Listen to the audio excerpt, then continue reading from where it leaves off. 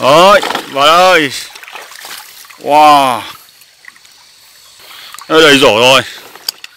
Đấy, rồi đi về thôi. Cảm ơn tất cả anh em đã xem video nhé. Hẹn anh em lại video sau.